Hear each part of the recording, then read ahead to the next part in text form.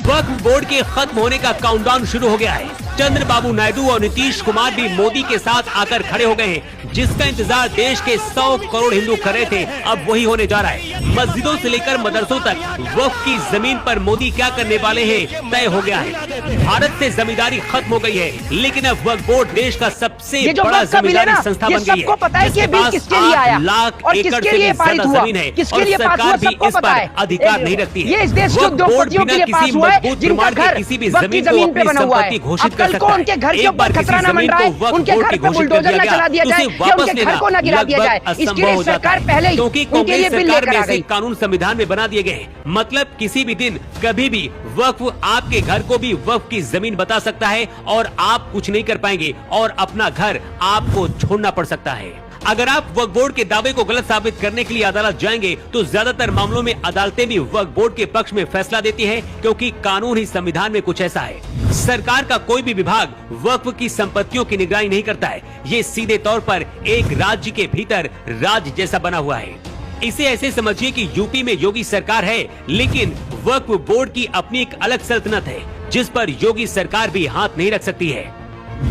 भारत में हिंदू मंदिरों की संपत्तियों को सरकारें नियंत्रित करती हैं। चर्चों और गुरुद्वारों पर भी सरकारें निगरानी रखती हैं, लेकिन वक्फ बोर्ड किसी सरकारी नियंत्रण में नहीं आता है। वक्फ बोर्ड अपने फैसले खुद लेता है और जमीनें कब्जाता है। संविधान का अनुच्छेद 14 जो देश के हर नागरिक को समानता का अधिकार देता है, अनुच्छेद 25 जो धार्मिक स्वतंत्रता का सभी को समानता का अधिकार देता है, वक्फ उसके खिलाफ है। क्योंकि एक देश में रहकर एक विशेष धर्म के लिए अलग सुविधाएं क्यों दी जा रही हैं? वक्फ के नाम पर कट्टरपंथी जमीनों पर अवैध कब्जा करते हैं। गरीब मुसलमानों को गुमराह करके मौलाना और मुस्लिम नेता वक्फ की जमीन का फायदा उठाते हैं और कई बार आपसी दुश्मनी निभाने के लिए किसी की भी जमीन को वक्फ की जमीन घोषित कर देते हैं। क्या ऐसा कानून रहना चाहिए देश में? अब इस कानून को मोदी सरकार खत्म करना चाहती है। वक्फ बोर्ड के खिलाफ बिल 2 अप्रैल को लोकसभा में लाया जा रहा है। बिजनेस एडवाइजरी कमेटी की बैठक में इस पर मुहर लग चुकी है। संसदीय कार्य मंत्री किरण रिजिजू ने कहा है कि 8 घंटे चर्चा का समय तय किया गया है। इस समय को बढ़ाया भी जा सकता है, लेकिन सदन की सहमति लेकर। किरण रिजिजू ने कहा कि अगर कोई सांसद संसद से वॉक आउट करके बाहर जाना चाहेगा, चर्चा से भागना चाहेगा, तो उसे नहीं रोका जाएगा। सबसे खास बात यह है कि बीजेपी की मुख्य सहयोगी पार्टी चंद्रबाबू नायडू ने भी अब समर्थन देने का ऐलान कर दिया है। चंद्रबाबू नायडू की पार्टी टीडीपी ने वक्फ बाय यूजर से संबंधित प्रावधान में संशोधन का प्रस्ताव रखा था, जिसके अनुसार जो भी वक्फ बाय यूजर संपत्ति वक्फ अधिनियम 2025 के लागू होने से पहले पंजीकृत हो चुकी है, वो वक्फ संपत्तियां मानी जाएंगी, जब तक कि संपत्ति विवादित न हो या फिर सरकारी संपत्ति न हो। अगर विवादित है तो फिर सरकार के अंडर में आएगी। इस संशोधन को विधेयक में शामिल कर लिया गया है।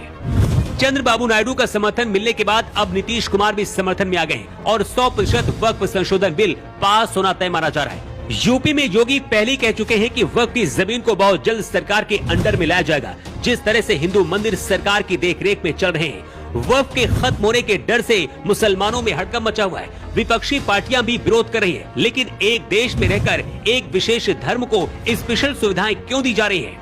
अगर आज नहीं रोका गया तो आने वाले वक्त में हमारी जमीनें, हमारा घर भी छिन सकता है। क्या वक्फ बोर्ड को खत्म कर देना चाहिए? और मोदी सरकार जो कर रही है, क्या उसका आप समर्थन करते हैं? अपनी राय जरूर। यही पैदा हुए हैं हम, यही पे दफन भी होंगे। गलत फहमी में मत रहना कि पाकिस्तान जाएंगे।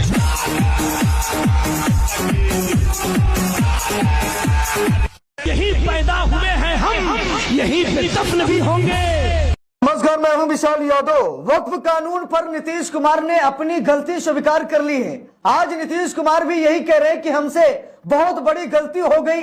नरेंद्र मोदी के चक्कर में आकर के मुसलमानों को छुरा घोंपने का काम हमने किया है। दोस्तों, अब तो नीतीश कुमार कुछ कर नहीं सकते, लेकिन हाँ, सुप्रीम कोर्ट का दरवाजा जरूर खटखटा सकते हैं। तो आप लोग यही कहेंगे कि सुप्रीम कोर्ट चले क्यों नहीं जाते नीतीश कुमार? आपके कहने का इंतजार नीतीश कुमार ने नहीं किया, बल्कि नीतीश कुमार की पार्टी ने सुप्रीम कोर्ट का दरवाजा खटखटा दिया है और नीतीश कुमार की पार्टी वक्फ कानून के विरोध में खड़ी हो गई है। यहां तक कि नीतीश कुमार की पार्टी ने सुप्रीम कोर्ट में याचिका तक दाखिल कर दी है और अब अमित शाह कहने लगे कि ये तो पलटू राम ही निकला। दोस्तों, आप सभी को बता कि खटाखट जेडीयू के जितने भी मुस्लिम नेता कार्यकर्ता हैं सब इस्तीफा दे रहे हैं। और नीतीश कुमार को जैसे ये भनक लगी कि आधी पार्टी खाली हो गई, जितने कार्यकर्ता थे, जितने नेता थे, सब पार्टी छोड़ छोड़ कर जा रहे हैं, तो नीतीश कुमार ने अब मुसलमानों का साथ दे दिया है और अब वक्फ कानून को लेकर नीतीश कुमार ने गलती का एहसास किया है। दोस्तों, सबूत के तौर पर मैं आप लोगों को यह खबर दिखा रहा हूं। लिखा है,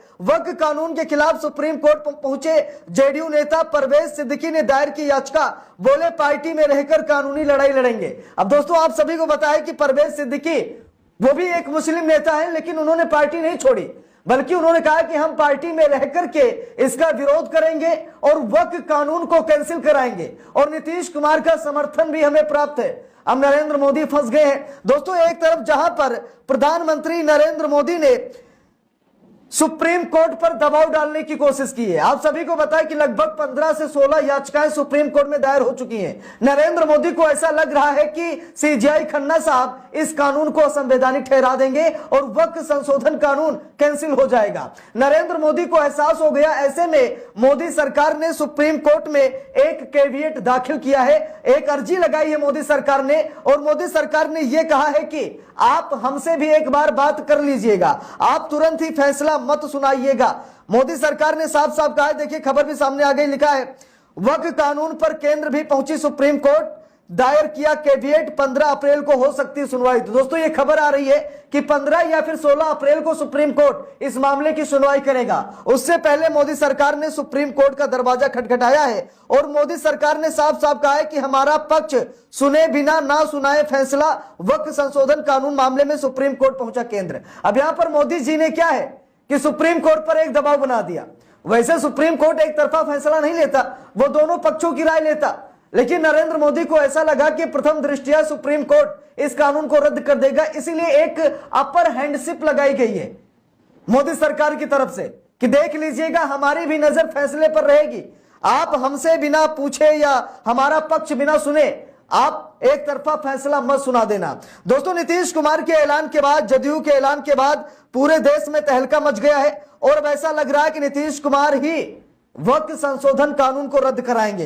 देखिए, खबर जब से ये सामने आई, बिहार में जेडीयू को बड़ा झटका, एक साथ 15 मुस्लिम नेताओं ने दिया इस्तीफा नीतीश कुमार पर। ये क्या बोल गए? तो दोस्तों, नीतीश कुमार के जो मुस्लिम नेता हैं वो लगातार पार्टी छोड़ रहे हैं। आए दिन खबर आ रही, कहीं 10, कहीं 15, कहीं 20, कहीं 25 और लाखों की संख्या में कार्यकर्ताओं ने पार्टी छोड़ दी है। नीतीश कुमार को भी पता है कि अक्टूबर या नवंबर में विधानसभा चुनाव होने वाले हैं। ऐसे में जब कार्यकर्ता और नेता हमारा साथ नहीं देंगे तो अकेले हम कुछ नहीं कर पाएंगे। इसीलिए नरेंद्र मोदी से दुश्मनी मंजूर है, नरेंद्र मोदी से बगावत करना ठीक है, लेकिन जनता से बगावत करना ठीक नहीं है, क्योंकि नरेंद्र मोदी वोट देने नहीं बल्कि वोट काटने आएंगे, लेकिन ये जनता वोट देने आएगी और हमें सरकार में रखने के लिए आएगी। तो इसीलिए जनता के साथ गद्दारी नहीं कर सकते। इसीलिए नीतीश कुमार ने अपने नेता परवेज सिद्दीकी को सुप्रीम कोर्ट भेज दिया है और परवेज सिद्दीकी ने सुप्रीम कोर्ट में याचिका भी लगा दी है, वक्फ कानून के खिलाफ याचिका दायर की है। लिखा भी है, वक्फ कानून के खिलाफ सुप्रीम कोर्ट पहुंचे जेडीयू नेता परवेज सिद्दीकी ने दायर की याचिका, बोले पार्टी में रहकर कानूनी लड़ाई लड़ेंगे। अब दोस्तों, यहां पर देख सकते हैं नरेंद्र मोदी फंस गए। अमित शाह को भी सदमा सा लग गया है कि आखिरकार ये क्या हो गया। ये दोस्तों इसीलिए हुआ क्योंकि नीतीश कुमार के जो मुस्लिम नेता हैं वो नाराज हैं। वो चाहे मुस्लिम नेता हो या फिर वो मुस्लिम कार्यकर्ता हो, वो नाराज हैं और लाखों की संख्या में नाराजगी वो लोग व्यक्त कर रहे हैं। अब नेता तो लाखों नहीं हो सकते, कार्यकर्ता ही हो सकते हैं, और एक नेता कुछ नहीं तो 10, 12, 15, 20, 100, 200, लाख, 2 लाख कार्यकर्ताओं को जोड़कर रखता है। तो एक नेता गया तो मतलब एक तो गया सो गया, लेकिन लाखों लोगों को लेकर जाएगा पार्टी से। इसीलिए नीतीश कुमार ने कहा कि अब इसे मतलब इस कानून का हमें बहिष्कार ही करना पड़ेगा, इस कानून को कैंसिल कराना पड़ेगा और अपना समर्थन वापस लेना पड़ेगा। और दोस्तों, अगर नीतीश कुमार और चंद्रबाबू नायडू मिलकर के सुप्रीम कोर्ट का दरवाजा खटखटाएं, क्योंकि नीतीश कुमार ने तो खटखटा दिया है, अब चंद्रबाबू नायडू का आना बाकी है। और अगर चंद्रबाबू नायडू भी आ जाते हैं और ये आरोप लगाते हैं कि मोदी सरकार ने दबाव बना करके असंवैधानिक तरीके से यह कानून पास कराया है, तो सुप्रीम कोर्ट चट से इस कानून को रद्द कर देगा। तो क्या नीतीश कुमार भी सामने आएंगे? माफी चाहूंगा, क्या चंद्रबाबू नायडू भी सामने आएंगे? क्योंकि नीतीश कुमार ने अपना रंग दिखा दिया है। नीतीश कुमार की पार्टी के नेता ने सुप्रीम कोर्ट में याचिका दाखिल कर दी है। अब यहां पर मोदी शाह की टेंशनें बढ़ गई हैं, क्योंकि सुप्रीम कोर्ट पर अब दबाव बनाने की कोशिश की जा रही है। ऐसे ही नहीं, मोदी सरकार ने सुप्रीम कोर्ट से कहा कि बिना हमारा पक्ष सुने आप फैसला मत सुना देना।